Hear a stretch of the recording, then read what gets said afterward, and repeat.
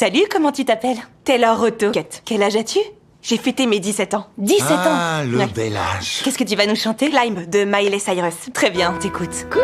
Taylor rêva qu'elle se trouvait sur la scène des American Idol ***. À son réveil, elle annonça avec une grande assurance à ses parents qu'elle avait décidé de renoncer à l'université pour devenir chanteuse. En fait, elle a laissé tomber le lycée pour percer dans la musique. Tu peux avoir une belle voix et ne jamais réussir, d'où l'importance de faire des études et d'éviter les impasses. En tant que parent, vous n'êtes pas censé m'encourager à croire en moi et à aller au bout de mes rêves? Non. Vous êtes des briseurs de rêves. Afin de lui faire comprendre la réalité, ses parents engagèrent un professeur de chant particulièrement sévère, dans l'espoir que ses critiques mettraient fin à ses illusions. Le lendemain, Taylor assista à son tout premier cours de chant.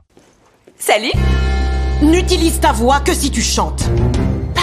Tant qu'il est encore temps. L'atmosphère pesante de la salle la déstabilisa immédiatement. Nous allons chanter Row, row, row your boat. Tu commences quand je dis commencer. Prête? Commencez. Row. Pas dans le temps, encore. Row. Non, encore. Row. Non, tant que je n'entends pas. Les remarques du professeur étaient impitoyables, et ne cessaient d'ébranler sa confiance en elle. De retour à la maison, la tête basse, Taylor annonça à ses parents qu'elle abandonnait son rêve de chanter. En l'entendant, ils ne purent s'empêcher de pousser un soupir de soulagement. Tu n'accroches plus tes articles? À quoi bon? J'ai cru que je serais chanteuse, que j'en ferais ma carrière. Je suis douée pour ça. Du moins, je le croyais. Cette prof ne croit pas en moi. Ne sois pas si dur envers toi-même. Mais au cœur de la nuit, Taylor fit un nouveau rêve. Elle se retrouvait une fois de plus sur la scène des American Idol ***. Et Katy Perry l'encourageait à ne jamais renoncer à ses ambitions. Quand j'avais 17 ans, j'avais ce même rêve de chanter.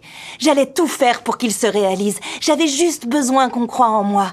Et moi, je crois. Elle lui accordait même un ticket d'or, lui permettant d'accéder directement à l'étape suivante de la compétition. Je sais que c'était seulement un rêve, mais je ferai tout pour le réaliser. À 100% d'accord.